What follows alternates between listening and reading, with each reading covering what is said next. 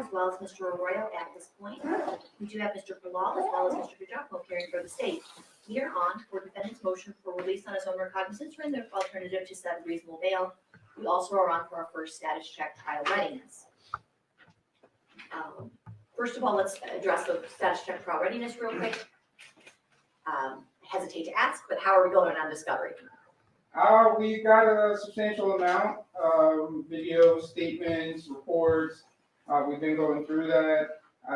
We haven't met yet. I would like to meet, do a file review, make sure we do have everything. But just to be honest with the court, ready for June. Between the amount of stuff and what's left, I just want to let the court know that it's going to take a lot to be ready by June. Understood. Mr. Giacomo, where are we at with discovery? I don't know that I have any cases that are quite this discovery, have this much discovery over this many years, over this many detectives, et cetera. The original discovery, what we had at the time of indictment, has been supplied to the SPD, and I believe it was complete. Since that time, we've actually gotten quite a bit. In fact, the number of the exhibits attached to our opposition came in shortly after our receipt. So there is additional discovery to provide them, and I also anticipate that there will be even more discovery required between now and June. Okay. So I think it's safe to say we're working on it. Correct. All right. We'll do another status check, maybe 45 days. Does that work for the parties? Running trial readiness? Okay. That date will be? That's February 20th at 9 a.m. All right. Now that that's been dealt with, let's move on to the defendant's motion for release as a recognizance or an alternative to set reasonable bail. Mr. Arroyo, it is your motion. I did read your written motion as well as your reply. Anything you wanted to add or anything you want to highlight at this time? Yeah, sure. I'm not going to rehash everything in it, but there's some things I did want to highlight for the court. Of course. I know this court's got two separate decisions to make, whether or not Dwayne should be denied bail outright. If he is granted bail, is that a monetary bail or is there something least restrictive, such as electronic monitoring, house arrest? Today we are asking Your Honor to release Dwayne on house arrest, on electronic monitoring. As we said in our motion, he's not a danger to the community, he's not a flight risk.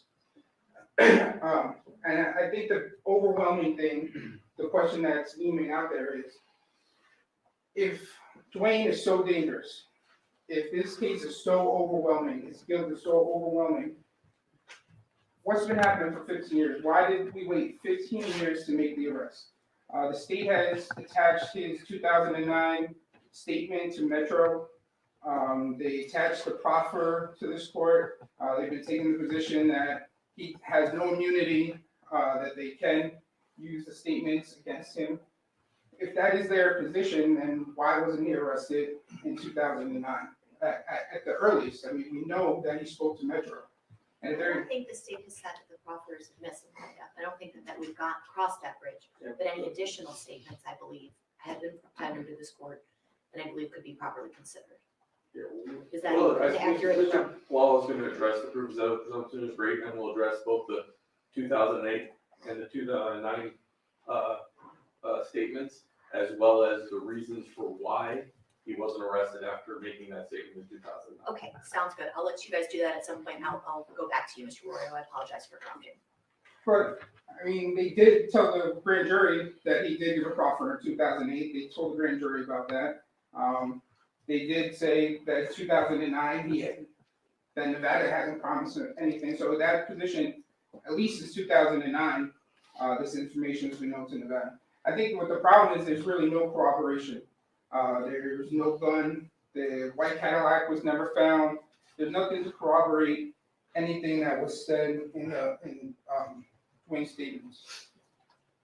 I also believe, like I said in the motion, there's problems. They rely heavily on what was said in the book. The author was never called to the grand jury, so we don't really know what parts are Dwayne's statements, what parts are the author's statements, what's been dramatized for purposes of the book. So really, we're missing this lack of corroboration of the statements. The state does try to address this corroboration issue with Devonta Lee at the grand jury, as we said in our motion. He is not a credible witness. He was interviewed several times by the authorities. The grand jury wasn't told this, but he did previously say that Big Dre is not the shooter previously. He was specifically said, I asked Dre, and Dre said he's not the shooter. That's what his statements to police were before the grand jury. He told the grand jury he was in jail, or back up, he told the police back in 97 or 2007, 2008, that he's never seen a white Cadillac. Then he tells the grand jury, oh, I did see a white Cadillac. But then he also tells the grand jury, well, I was actually in jail at the time all this was happening. So he lacks all credibility. And he's inconsistent in his own testimony. They also try to connect this with Malcolm Greenwich, who was in the car behind Mr. Shakur at the time of the shooting. And they say, well, Devonta Lee's allegation that Big Dre is the shooter is corroborated by Malcolm Greenwich's testimony at the grand jury. But if you look back at what Greenwich said at the time of the shooting, just hours after the shooting, and I did not attach this to the motion, but at the time of the shooting, Greenwich said he couldn't see what type of arm was out of the car. The grand jury, he says it's muscular, but previously he said he couldn't see it. It happened so fast, all he saw was a black arm with 2 people in the car. It's different from the 4 people that is alleged to be said by Dwayne. So I think you just have all these inconsistencies. You have these statements that have changed over time.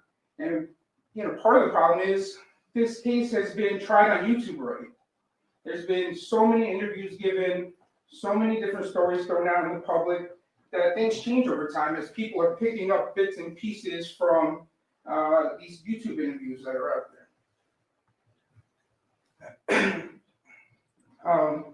I think this whole YouTube narrative plays a part in this. I think there's concerns that Devonta leaves after his 15 minutes of fame. I did attach a link to a Vlad TV interview where the interviewer, Vlad, says, hey, Devonta Lee, I've been in talks with him. He's going to come on. He says, I actually talked to him way before I talked to Dwayne.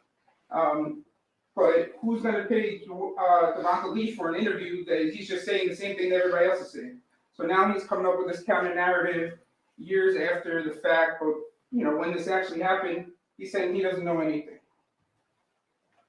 One of the biggest issues also is, Suge Knight. The grand jury never hears from Suge Knight. I know the state says, hey, it's no secret, Suge won't cooperate, but there's been no attempts to get him here. He's incarcerated in jail. He has no choice. They could have forced it or compelled his appearance here at the grand jury. And I think that the statement by that he's never cooperated, I don't think that's accurate. He does give a statement after the fact. In 1996, he gives a 30-page statement to Metro. He just says he didn't see what happened. So, this doesn't corroborate, it doesn't match up with what Dwayne's saying, or alleged to have said in the book. The book says, hey, we pulled up and me and Suge, we locked eyes in this really dramatic, intense moment. And Suge saying, no, I didn't see what happened. All right, if this was true, if this corroborated, Suge and Dwayne know each other since Pop Warner days. He's gonna know if Dwayne's in that car. They should have heard from him. And he did give a statement. He has cooperated with Metro before. If this court is going to, find some of these statements that are credible and you are going to consider them, the statements don't support that Dwayne actually ordered the shooting. The shooting, the book and some of the interviews talk about they were going to meet up with Shakur to get the rematch, the one-on-one. And Anderson was jumped at the MGM. It was multiple members of Shakur's entourage, and it was just Anderson alone. Right? So the book and some of these interviews talk about we were looking to go get the rematch, the one-on-one fight. They said when they pulled up along the car, it appeared that Shakur was reaching for a weapon. And the state says that no weapon was actually found, but in Nevada, you don't need to actually find a weapon. There doesn't actually need to pull a weapon. Appearance is enough for self-defense. If they appeared that he was in danger. But I think here it's not far-fetched to think that Shakur had a gun. I mean, he was on parole, or he was on bail pending appeal. He's a convicted felon, sexual assault. He shot 2 off-duty cops. This was well publicized. He was just involved in jumping Mr. Anderson in the MGM while out on bail on one of the most crowded nights at the MGM. It's not far-fetched to think that he was going to commit an act of violence. In regards to dangerousness, I addressed this in the reply in depth because I was really worried when I saw this allegation that there was a green light. And that word itself is inflammatory. It scares people. And I think there was an issue that I was worried about was the media was going to pick up the word green light, and they did. And I put some of the headlines that have been run now saying Dwayne orders a green light against witnesses. If you read what the state's actually alleging, they never say that Dwayne ordered the green light because there is no evidence of that. If you listen to the phone call, there's actually no threats being made, right? He doesn't even mention witnesses. There is a discussion about something that was heard on the streets, that there's a green light on our side. And Dwayne's asking what? He doesn't know what is even being talked about. And I believe the correct interpretation of that is there's a green light on our family. There's word out there that our family is in danger. Not that, hey, Dwayne ordered a green light, because that's not supported by the phone call. I know the state has listened to every single call he's made since he's been in custody. If there was a green light order, it would have been submitted. He doesn't mention witnesses, let alone threaten any witnesses during the phone call in question. There was also allegations that Devonta Lee was moved because of this green light. I don't see any support for that, that he was moved because of this. As we say, it's pretty clear he's working with the FBI, that he's a federal informant that testified in one of the biggest cases, the most highly publicized cases. So it's not a surprise that the feds would step in and move him on that. But there's absolutely no threats from Mr. Davis towards Devonta Lee. As we said, Lee is younger. He's a violent gang member. If anything, it's Davis and his family that should be worried about Mr. Lee. There was also an email addressing another witness where they said that I was going to give a statement to Mr. Davis's son, and that once the public knew about that statement, the witness was done. As I said in my reply, we're talking about YouTube. And I asked the court to Google the name and see how many interviews this witness has done. This isn't a surprise. It wasn't like we got this discovery, we're learning about stuff that wasn't out there in the public. This witness has been given YouTube interviews for years, and he didn't even testify at the grand jury. But this is all about this YouTube world where all these people are coming in and they're giving these stories. And as I said, this isn't, I don't know if your Honor is familiar with wrestling. This is WWE, this YouTube life. This isn't real life. These people, Dwayne knows these people in real life. They have each other's numbers. If you look at the statement from Reggie Wright Jr., he says, hey, yeah, on these YouTube interviews, I talk bad about Dwayne, but hey, I have his number. I try to hook him up and try and get him paid on some of these interviews. I mean, these guys, Dwayne's 60 years old. These guys are old now. They're grandfathers. They're trying to do these interviews, trying to make money. Nobody's going to click. Nobody's going to watch if they're on there reminiscing while at the park with their grandkids. Conflict sells, and that's what they're trying to do. They get on these interviews, they puff their chest, they're trying to get clicks. There was also the witness list, and there was an issue with the witness list. I know if should be characterized as a witness list. If you see how old that document is, it's from like 1996. It's a list of people that were raided back in Compton when this incident first happened. This wasn't any surprise to Dwayne. Dwayne know everybody on there. Half of the people on that list aren't involved in the case. Half the list are dead, or half Dwayne knows already. So this wasn't. I mean, the list makes it to his son, right? We don't know how it got there. There's an allegation that maybe his prior attorney gave it to him, which seems likely since it has the attorney's phone number on it. And Not his attorney. well, his the person that was going to be his attorney before conflict was found, right? But this isn't rare. I mean, all of our defendants want their families to have their discovery. There was no threats actually made. There's nothing on here where they just said, hey, go find these witnesses. Like I said, none of them are even, none of them were called to the grand jury. The majority of them aren't even involved in the case. This is a list from 1996, people that were raided in connection with the investigation back then. I listed out his medical conditions. He is, his cancer is in remission, but he does have heart issues. He's not getting proper treatment, proper diet, proper exercise, Your Honor. He is a father, a grandfather. He has support of his family here today. He had more people here last week, but this was continued on my request. But he had a lot of family in from California last week. He does have support. He made an oath. He did give that interview with federal authorities in 2008. He made an oath to walk away from the life. If you listen to that tape that was provided, he says, "I'm retiring. I never thought I'd say this. I'm retiring. I'm giving up this lifestyle." Doesn't he sustain a parole violation in like 2016, 2015? The state puts that in their opposition. I don't have any indication that he went to prison in 2015, 2016. I know that was around the time he was having surgery for his cancer.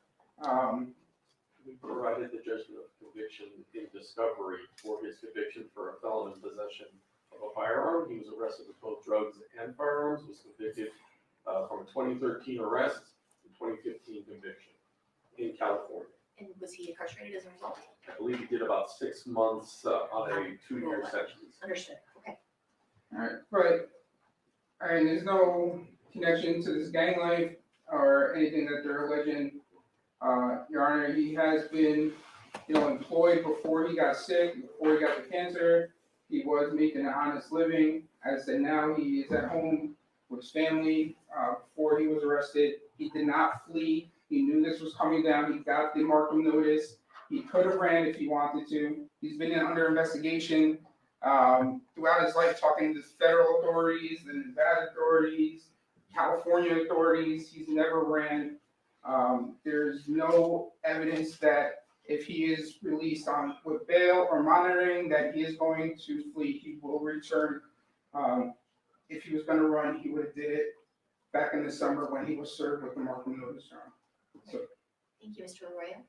I understand your request. State, I'm going to turn to you to address the issues that were brought up, including the lack of corroboration and the fact that, if we're taking his statements at face value, they include some sort of baked-in lesser charge. Yes, Your Honor, just so the court's aware, I was planning on handling the primary argument, and then Mr. Giacomo was going to deal with the supplement that we filed regarding the dangerousness. So you're going to address if there's proof evident, presumption positive, as well as with the majority of the factors. Mr. Giacomo is going to address bail factor 6 or 7. Right, yes. Okay, That's understood. okay. Your Honor, in listening to defense counsel's argument, one of the things he said is there are all these inconsistencies, but there is one constant that Mr. Davis has consistently admitted to being the architect of the murder of Tupac Shakur. The state's position is that the proof is evident and the presumption is great. Now, there's reference to this case being 15 years old in terms of the statements, but the 2008, if you listen to it, is clearly a proffer, right? It's not immunity. it's a proffer, meaning that we can't use his statements outside of that room unless he disavows or says that he was lying in making those statements, which is what precisely what happened here in the defense's moving paper. But in 2008, we certainly couldn't have filed charges based on the 2008 statement. In the 2009 statement, we were unclear, in perfect candor of the court, of the circumstances surrounding that statement. Frankly, until Mr. Giacomo alluded to the fact that we're getting more information now, even post-indictment. We got more information regarding the circumstances surrounding that statement only in the last few months. Clearly in the statement it says that you're not being promised anything. However, there are an abundance of caution. We could not proceed just based on that. And as the court should know, we didn't even submit that to the grand jury. We didn't submit that statement to the grand jury because we just had some concerns that I think have been alleviated since then, but there were some concerns. So there's no immunity. There's this notion in defense counsel's moving papers that this is all for entertainment, and I think if you listen to the 2008-2009 statement, you clearly hear that this is not for entertainment. I don't think that's true. So this court asked me about corroboration. Well, the first thing is that in any instance where we've had somebody confess to a murder, you usually don't have to corroborate with great detail their confession, but there is corroboration here. First, the whole setting. Mr. Davis was the leader of the Southside Compton Crips. Well, that's corroborated by Mr. Davis makes that statement. Detective Ladd, who was a patrol officer, then a gang detective in Compton from 1983 to 2000, corroborates that as well. Mr. Lee, who was a member of Mr. Davis's gang, corroborates that as well. Even Mr. Wright Jr. talks about Mr. Davis being a shot caller in that gang, or high-ranking member in that gang. Well, and trying to connect to the event. Well, Orlando Anderson was also a member of that gang. That's been corroborated multiple times. Orlando Anderson is the nephew of Mr. Davis. Corroborated, undisputed.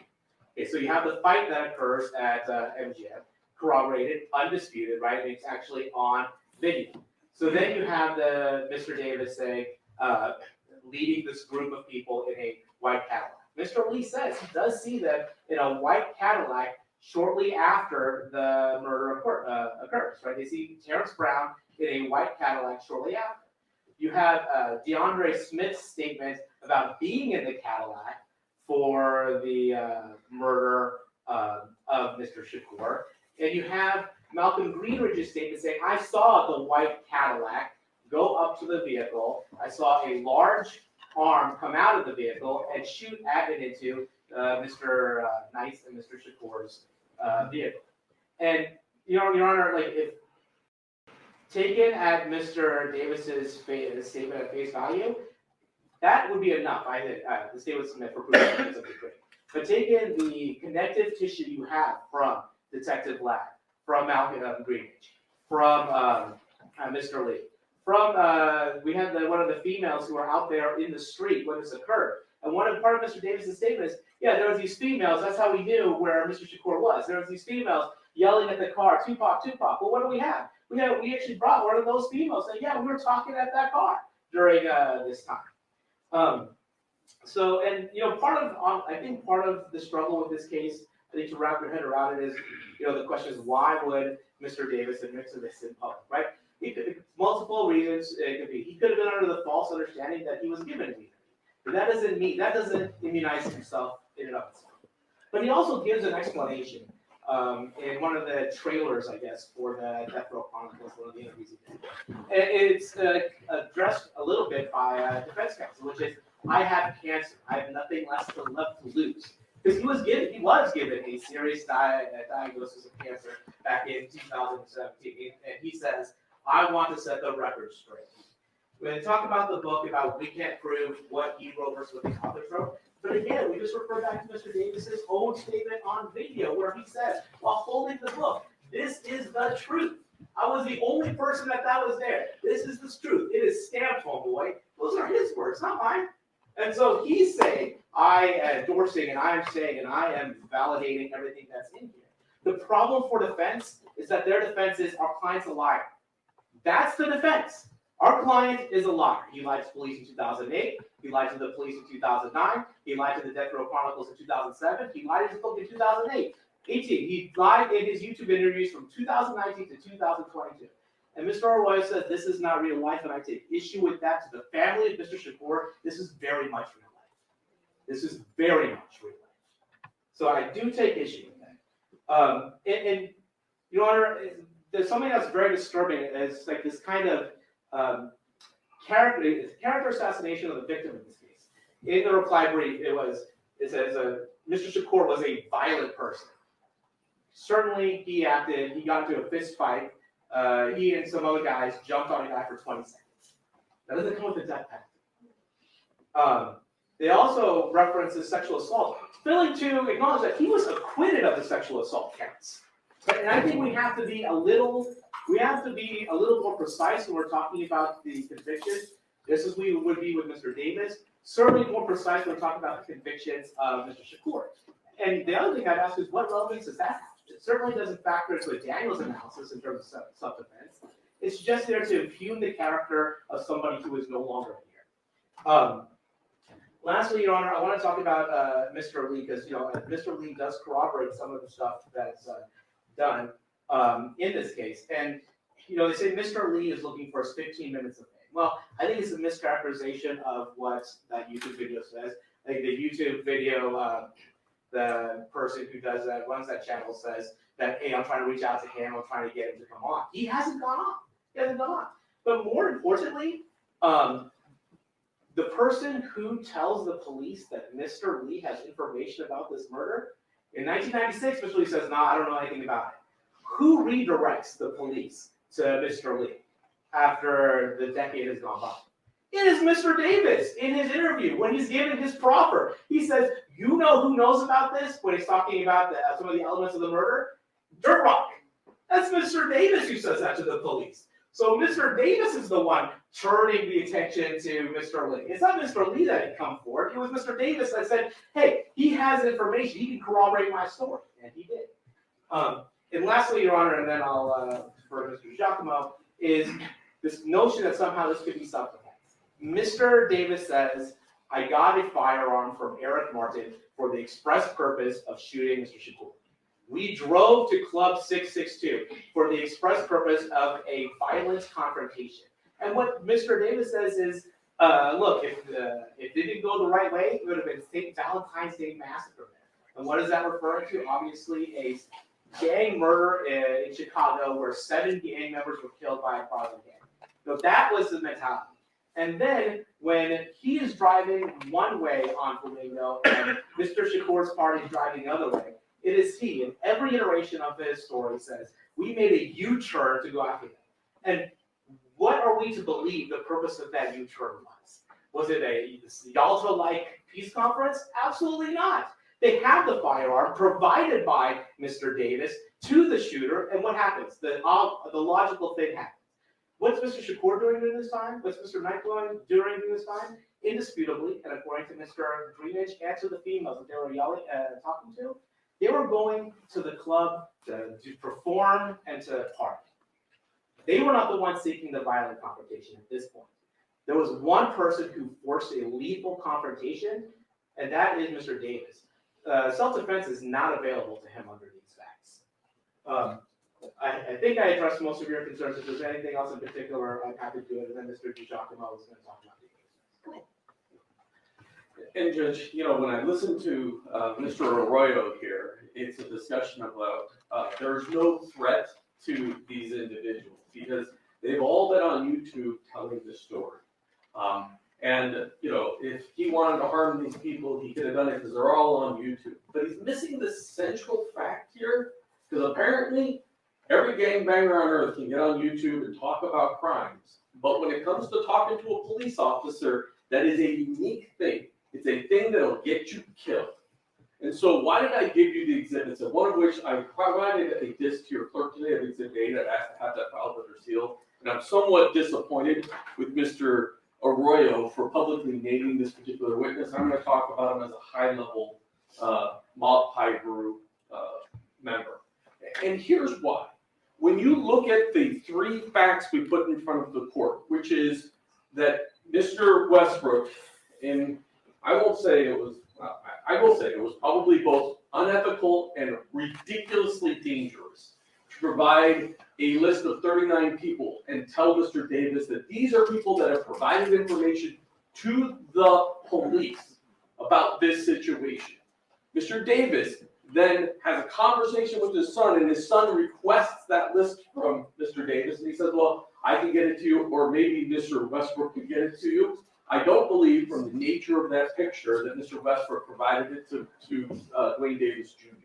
I believe because of the way you see the folds in the paper that Mr. Davis mailed that list to his son. What was the purpose of mailing that list of 39 gang members who allegedly provided information to the police about this homicide?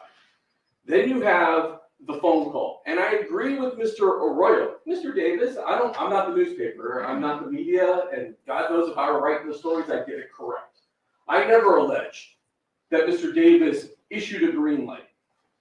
What happens is, there's a discussion, and Detective Mogg's here. You can have Mr. Mogg put under oath and talk about the number of times they discussed this list and that these people are people that have provided information to the police. And then there's a phone call in which Mr. Dwayne Davis Jr. tells his father, hey, I got some news for you, that there is a guy, and there's some confusion on Mr. Davis's part about he's put up a green light, which in Mr. Davis's own words means an order to kill on our side. I took that statement to mean that anybody on that list who was a Southside Crip was in risk of being killed. They take it as, oh, no, they're going to kill a bunch of Southside Crip people. They put a green light, the mob put a green light on us.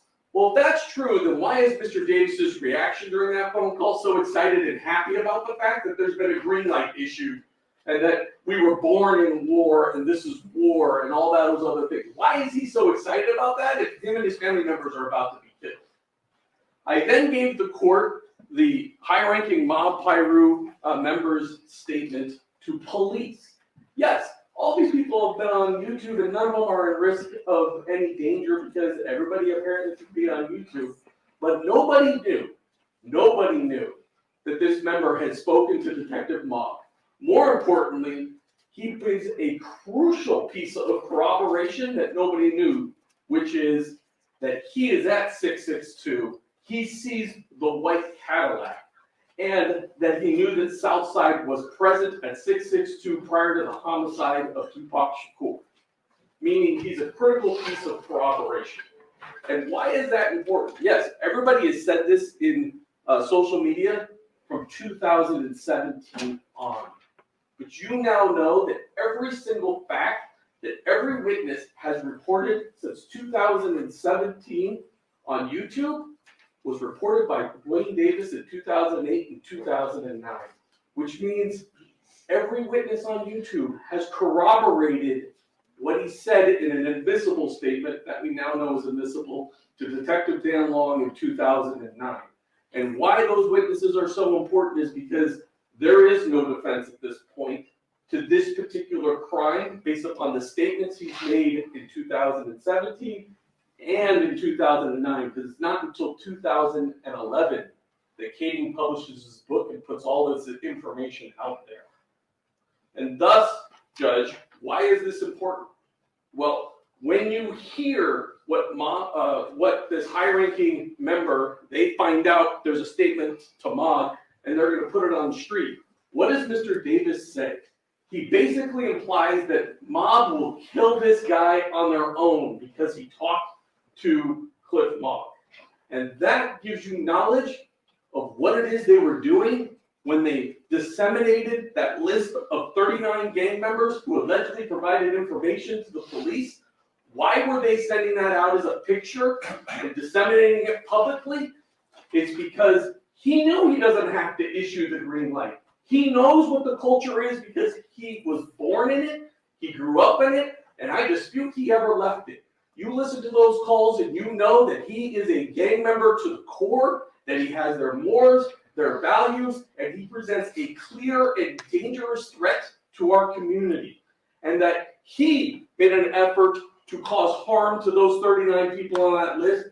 He is making efforts to cause harm to the high-ranking M+rder gang member. He doesn't need to issue an order. He just needs to prove to the world that they talked to the police, and every one of them is at risk of death, which is why the federal government came in and provided money to Mr. Lee so that he could move his location.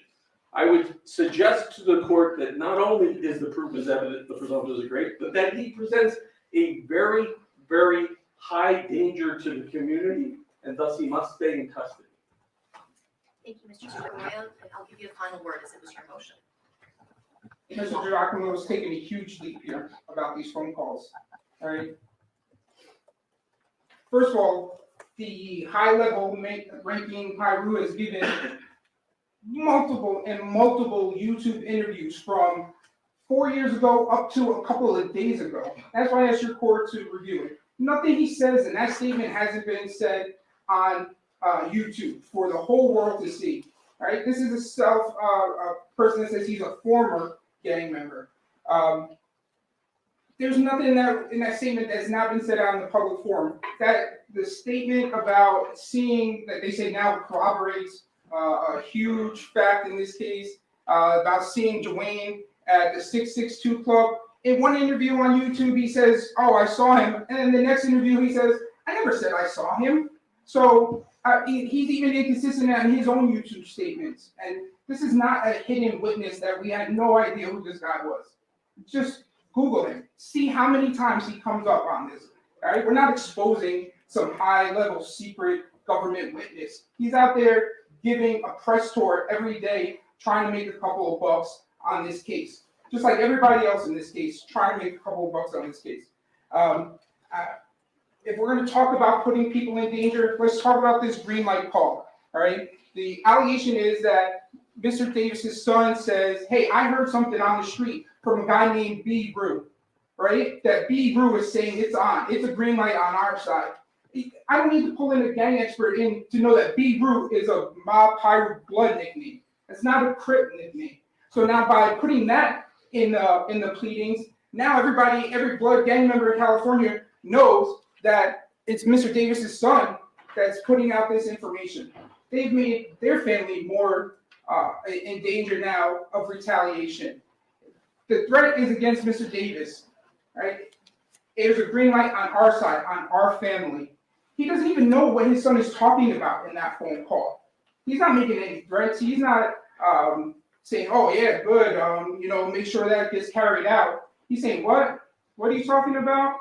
Huh?" He can't even really hear what's being said. And I hope the court has listened to that phone call, because I think the way that Mr. I've Giacomo. listened to so many of your client's words. I can repeat the way that he speaks, because I provided, 20 hours worth of recordings and everything. So I'm very familiar with it, and I've heard everything that was provided to me. The way that Mr. Giacomo characterizes it, I think, is unfair and inaccurate. He's taking a huge jump and taking liberties with what is actually there to support these allegations. I just want to say, who put this information out in the public? It wasn't Dwayne. It was Detective Kading in 2011. He put all these people's names out there in the public. This was never about finding the truth. Detective Kading was out there to make a buck on this story. Like I said, this is the problem with this case. Is everybody's out there putting this information out into the public since 2011, and it was a cop that put this information out into the public first. Devonta Lee was working with the feds prior to them bringing Dwayne in. He was part of the crew that gave information on Dwayne in that 2008 proffer. They talked about him and other members, and that is why Dwayne was first brought into this. I just think here some of these things that were said, and like I said, this goes back to corroboration, the believability. They talk about this massacre that's going to take place at the 662 Club. I mean, it's just incredulous to believe that Mr. Davis and 4 guys go with 1 gun to a club 662 full of M+rder members and armed security and metros there, and the 4 of them with 1 gun is going to take out a whole army of people, and this is why I said that the statements are unbelievable. They're puffery, they're dramatized, they were set a certain way to sell books, to sell clicks on YouTube. There is no corroboration. Statements that Lee says about DeAndre Smith, we believe are inadmissible. This, like I said, the first they're inconsistent that, nobody says he was a shooter and then he is the shooter, but at trial, we believe it would be inadmissible. As that he wasn't doing it, it wasn't a statement against interest, he's actually bragging. And that's what Detective Caden says, is actually all those people are bragging, trying to get their stripes. So this is actually a statement, I guess, in his interest, but we believe it'll be inadmissible at trial, and it is not credible. Like I said, there is no corroboration. There are serious problems with the case. Even if you take the words at face value, there's still an issue whether or not this rises to the level of first degree. Mr. Shakur, I'm not trying to discredit Mr. Shakur's legacy, name, or anything, but his history is relevant to a self-defense claim if we go to trial on that issue. All right, what is known about him? What his violent history? It's very public, his violent history. What was known at the time? He's in rap songs bragging about being a mob High-Root Blood member. He's going to kill all of his rivals. I mean, this is stuff that was known to the public. It is relevant to a self-defense claim. I'm not trying to discredit his name in any way, but it is relevant for this court's consideration today. All right, thank you, Mr. Arroyo. Before I rule, I did want to compliment both sides on their excellent advocacy here on this case and their utter command of the complex facts that make up this case. First issue that's before me is whether there's proof evident presumption great to justify holding Mr. Davis here without bail. At this time, the court declines to find that, citing the age of the case as well as the lack of physical evidence. I'm not commenting on the strength of the state's case. What I'm saying is that this doesn't meet the exacting standards laid out by the Nevada Supreme Court in Sewell versus State, which bars the district court from relying on conjecture and inferences and denying bail. At that point, I do turn to the bail factors. And ultimately, I do find that very few of these weigh in favor of release of your client, Mr. Arroyo. The length of residence, I do admit he has lived in Henderson since he finished that parole violation. This is a factor that does weigh for defendant. Status and history of employment is the second factor. His life appears to have been largely illegal employment. He made a living talking about his past life as a leader of the Southside Crips and ultimately the killing of Mr. Shakur in graphic detail. This is a factor that I find weighs in favor of the state. The relationship with his spouse and family, obviously, I think that does weigh for the defense. He does have numerous jail calls that show he maintains these close relationships with his family. When I look at his overall reputation, character, and mental condition, his reputation, although it may be older, is as of a brutal leader of a gang. And ultimately, he makes his money, as I said, talking about the victim's death in this matter. I don't believe this is as far behind him based on what I've heard as the defense makes it seem. I think this is a factor that weighs for the state. His prior record is significant but old. He's not been successful on supervision. This is a factor that weighs for the state.